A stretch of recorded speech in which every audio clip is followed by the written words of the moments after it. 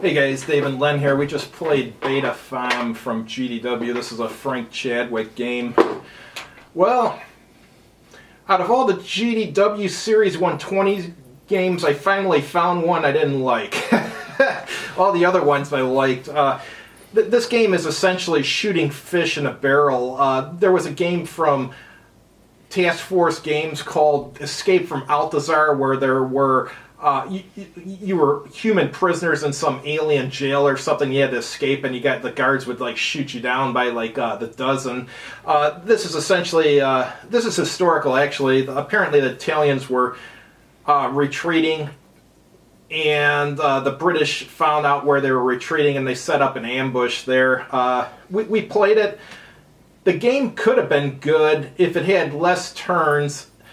Because there's 27 turns in the game. Anytime you have 27 turns in the game, you know, that's a problem. So if it was half as many turns, and the other problem is basically almost every turn you got reinforcements. I mean, they could have just had more reinforcements per turn and had a shorter game, because I think the game we played, the Italians won, but if it had half the amount of turns and twice as many Italians reinforcements came every turn, it would have been pretty much the same result, in my opinion. So, yeah. So if it was about half, if the game had half as many turns, it would have been a lot better. And artillery was pretty powerful in this, especially considering the Italians were retreating. Their artillery was actually very effective when used correctly. What'd you think of this game? Well, as the temperature drops and the snow falls, this was perfect for a North African desert game. Oh, yeah. We got a snowstorm going on outside right Just now. the guy that's in the mood.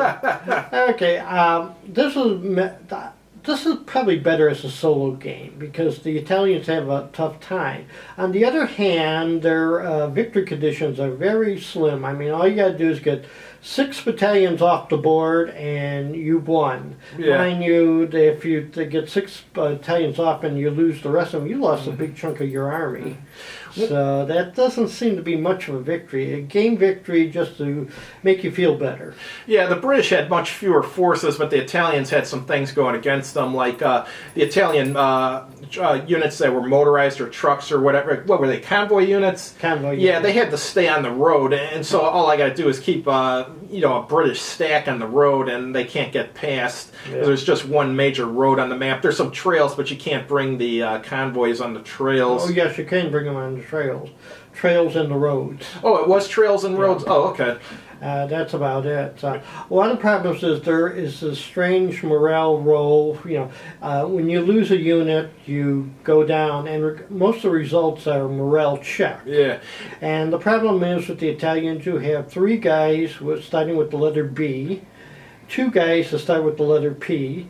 So it's like, okay, is this Paganini or Pasquale's unit? I can't. Or Pisani's, yeah. Yeah, and with the small printing in those days, that really blurs your eyes. Yeah, the production values were pretty poor on this. I mean, at first, when you take a first glance at it, it looks like a typical game from this late 1970s, early 1980s. It looks like a typical game for that. But when you look at the counters, the formation it was part of was written so small. I mean, you basically need a magnifying glass to read it, which is a problem that a lot of these half-inch counters had back in the old days. These guys were young back when they made these games. They're like in their early 20s and stuff, so I mean, they didn't need reading glasses, so no matter how small you made the writing, they could read it. But the problem is nowadays there's not many wargamers who are in their 20s. Most are in their 40s through their 80s. So.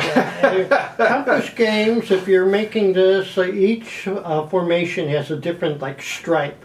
So, Paganini's is a red stripe, but Bernari's is a white stripe or something like that.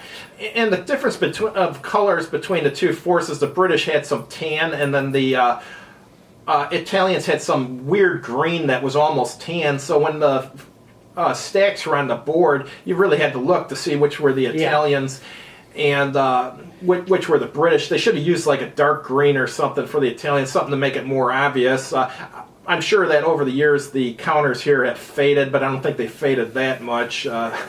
Yeah, this is a tough game. Yeah. It's a tough scenario. Like I said, you probably enjoy it more as a solo game than you would as a competitive. Oh, another thing, like combat results, I would have been thoroughly happy instead of morale check, retreat 2 hexes. Yeah, the morale checks really make the game tedious because there's a ton of morale check results, and you got to roll for the units and stuff, and it's just too much rolling per turn. I understand what they're trying to. I do understand what they're trying to do with the morale stuff. Basically, each formation has a morale marker, and it goes down each time a unit is eliminated. When it gets down far enough, it's almost impossible to pass a morale check. So I understand what they're doing there, but that also made it a long setup because you get all these. You gotta. The first time you played the game, if you got it unpunched, it'd probably be easy to do the setup because the stuff's probably in the order, I would assume, on the tree when you get it. But I got this used, so you had to sit there and pull out every counter and organize them and stuff. It took like, what, about 35 minutes to set up this game? Yeah. And it was squinting Bagu. And, yes. That's what I'm thinking. This actually took about 2.5 hours because I think all the game mechanics, just you get the result, then you check the morale, and it's like I would have been totally happy to say morale check, just retreat 2 hexes. Yeah, or something, but yeah, they were trying to be clever with the retreat stuff, and it just made the game take too long. But yeah, I don't really recommend this game. I mean, if you're interested in Beta Fomm, you know what I mean. This North Africa, it's worth playing once. You know what I mean? But if you get this, even if you're into that period, I don't think you're going to play this more than once or twice before it just sits on your shelf. So I wouldn't get it unless you're like a North African aficionado. What about you? Yeah, unless you're really into that theater, that war, you probably won't enjoy this. Unless you like games with lots of lots of like traffic jams, because that's what happens since the Italians. Most of the mobile units, weapons units, are road bound. You just get in front, you stop the first guy, and the others just sit there. So.